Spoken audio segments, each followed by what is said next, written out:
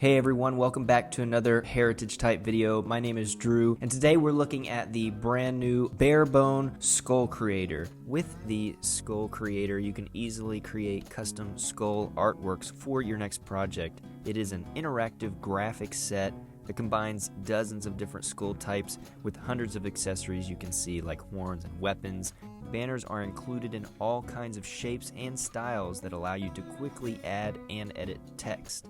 Now, the Skull Creator does work best with Adobe Photoshop, Illustrator, and Affinity Designer, but all the elements are also supplied as high-resolution PNGs and PDFs, which can be used in almost any graphic software. When you download the Barebone Skull Creator, you'll get it as a zip drive. Simply unzip it and you'll see this folder here.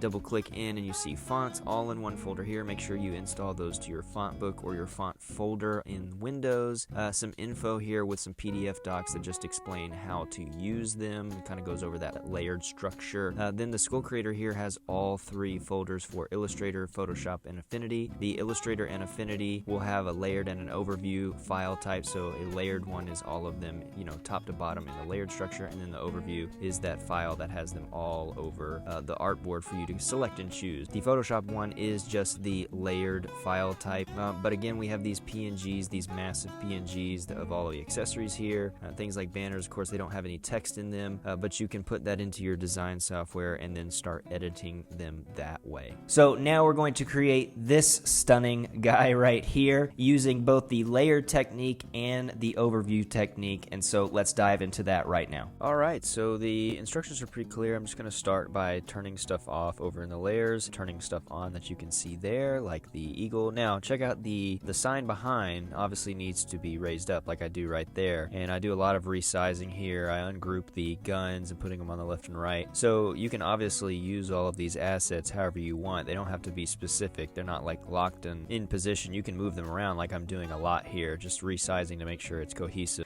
And I'm making sure that the eagle is behind that banner, so you're going to want to lift the banners above other things. And then here I'm just adjusting the type. Double click in and you can see there it's really easy. Now I'm just using some custom ligatures, custom characters, and then changing the type down there at the bottom. Pretty easy stuff, just double clicking and changing it. It's really easy to change the type. And then of course those different characters, I want to make sure it's all even. Now here I go over and I check the color box, so you can just drop down the layer and find the color like I did just there and pick a layer that I like. You can change both the fill layer and that kind of outline or shadow layer, and that's what I do there with that yellow and then that white, and then I use that for the red there in the back, and then I change all of these flowers also to yellow. So I zoom in there. You can get there by double clicking. You don't have to go all the way over on the right to the layers, but I found that it's a little bit easier to do that.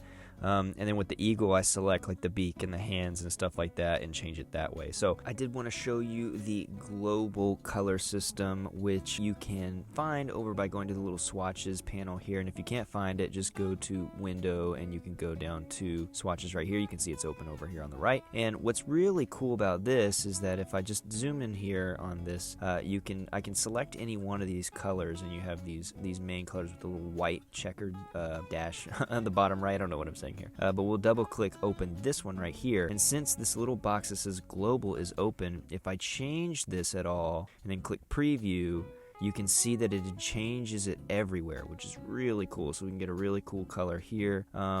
Maybe something that's a little bit too pink, and maybe we wanted a little bit more that rustic red there, and we click OK. Now that color has been changed in all of these. Really, really cool. So you can play around with those and get your designs done really quickly, as opposed to hunting and finding each individual piece. Onto the overview. This one's a little bit more difficult, but you have a lot more free reign. So I position the skull there, then I copy the eagle, bring it over. The align tool is going to be great for this. Make sure everything's centered. Find the two banners. And so I can already go ahead and position them where I want, so there's no like weirdness going on like there is in the layered panels, which is nice. So I find the eyes, position them over there, ungroup the guns again, put the banner in the back. So all this is pretty much the same, except you're just dragging over or copying and pasting what you want, putting it in the center of the board, as opposed to turning on and turning off layers.